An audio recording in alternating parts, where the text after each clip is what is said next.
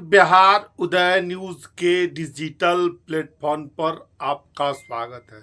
देखिए, बिहार में चुनावी साल है, चुनावी समर है। बिहार विधानसभा के चुनाव में अब ज्यादा वक्त नहीं रह गया है। देखिए, ऐसे में आज हम बात करने वाले हैं महागठबंधन की सीट बंटवारे को लेकर।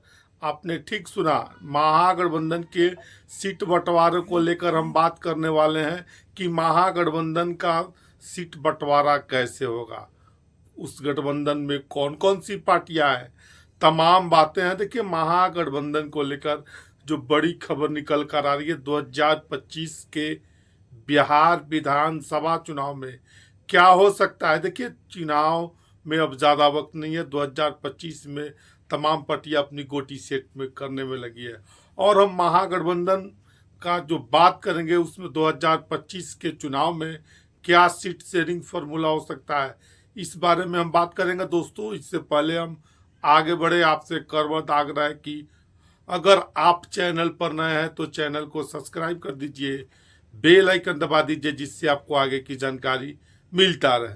देखिए महागठबंधन में शामिल पार्टियां हैं आरजेडी, कांग्रेस, वीआईपी और लेफ्ट की पार्टियां हैं। और हम आपको बता दें, तमाम बातें हम करेंगे। 2025 का सीट शेयरिंग फॉर्मूला बताएंगे। उससे पहले हम आपको 2020 के बारे में हम आपको बताते हैं। देखिए, 2020 के महागठबंधन में आरजेडी, कांग्रेस और लेफ्ट की पार्टियां शामिल थी। उस समय वीआईपी की, मुकेश सहनी की पार्टी वीआईपी महागठबंधन में शामिल नहीं थी। देखिए, उस समय महागठबंधन में आरजेडी 144 सीटों पर चुनाव लड़ी थी, 74 सीटों पर जीत दर्ज की थी।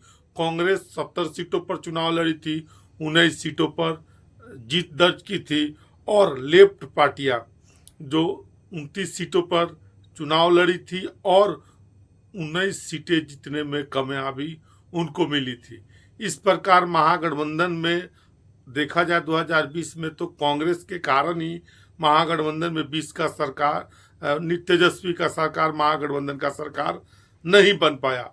और बता दें, जो अब की बार जो खबर निकल कर आ रही है महागठबंधन के, जो हम क्या हो सकता है 25 में, महागठबंधन का स्वरूप क्या हो सकता है, महागठबंधन का सीट शेयरिंग फॉर्मूला क्या हो सकता है, इस बारे में हम बात करेंगे।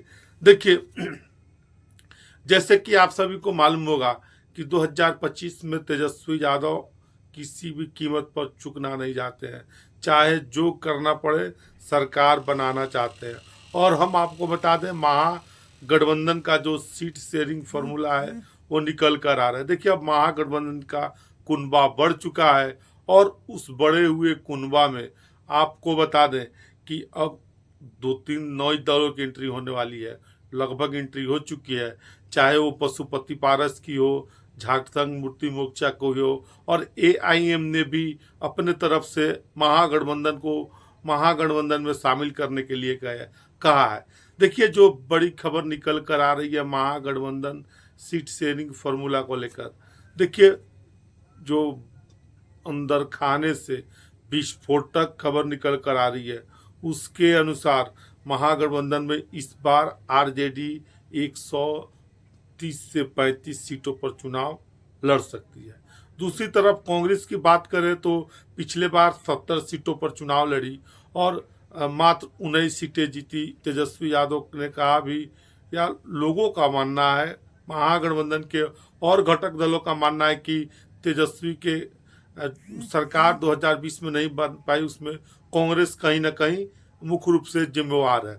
तो देखिए, हम आपको बता दें कि अब की बार जो बड़ी खबर निकल कर आ रही है, इस बार कांग्रेस को महागठबंधन में देखिए 35 यानी 40 से 45 सीटें ही दी जा सकती है।